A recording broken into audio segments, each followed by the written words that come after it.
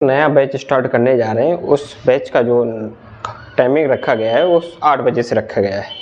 8 बजे से लेकर के ये बैच चलेगा, जो कि कंटिन्यू 10:30 बजे तक का बैच रहेगा। एक बैच है शाम का 3 बजे से स्टार्ट हो जाता है और 5:30 बजे तक चलता है। तो 2 बैच चल रहे हैं ऑफलाइन पे। तो आप जो है उन्हीं पे आइए। मान लो कोई भी टॉपिक है उस पे छोड़ दीजिए। अर्थमेटिक और एडवांस के जितने भी टॉपिक हैं उनको विद्वत तरीके से कंप्लीट कर रहे होंगे, जिसमें से जैसे अर्थमेटिक का कोई सा भी टॉपिक उठा लेंगे। जैसे मान लो आप परसेंटेज पढ़ रहे हैं तो परसेंटेज को विद्वत तरीके से, ऐसे वैसे नहीं कि हवा में 10-20 सवाल करवा दें, बहुत अच्छे तरीके से कम 200 के समथिंग सवाल होते हैं यहाँ पे। आप बच्चों से अगर मिलेंगे तो चीज़ें एक टॉपिक काफ़ी समय ले जाता है। तो उसका रीज़न ये होता है कि बच्चा धीरे धीरे चीज़ें पूछता रहता है। इधर हमारा तो ये रहता ना कि अगर हमने कोई अपने यहाँ से कोई कॉन्सेप्ट समझा दिया, फिर अब आपकी जिम्मेदारी बनती है कि आप भी उस टॉपिक को अपने यहाँ से 100% कंप्लीट करें। घर में जाके उसके दबा के रिवीजन करिए। धीरे धीरे पे चीज़ें आपको, फिर आपको अपने आप पे कुछ डाउट बनेंगे, फिर कुछ जैसे डाउट क्रिएट हो रहे हैं तो आप उनको पूछिए। तो इस तरीके से धीरे धीरे सही वे में तैयारी होती है। कोई भी टॉपिक नहीं छूटेगा, चाहे आपका परसेंटेज हो, चाहे profit and loss, CI, SI, mixture allegation, जितने भी अर्थमेटिक के टॉपिक हैं सब बेहतर तरीके से कंप्लीट करेंगे। आप उन बच्चों से मिल भी सकते हैं जिनने सिलेक्शन लिया है पढ़ करके।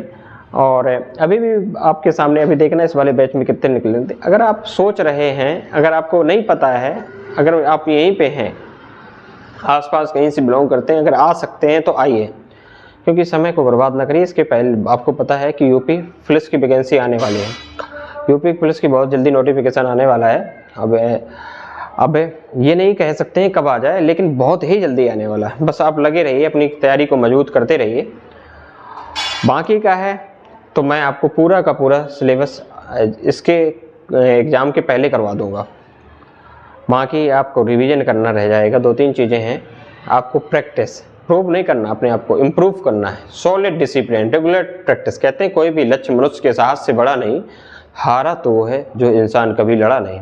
आपको स्वयं लड़ना पड़ेगा। क्यों भरोसा करता है गैरों पर, जब चलना है तो खुद ही अपने पैरों पर। तो ये सब चीज़ें हैं, तो आपको खुद मेहनत करनी पड़ेगी, तब चीज़ें कहीं सही तरीके से आगे सिस्टमेटिक तरीके से चल पा रही होंगी। तो वही मैं आपसे कह रहा हूँ कि आप जो है थोड़ी सा पैसेंस बनाए रखिए, धीरे धीरे चीज़ों को समझते रहिए।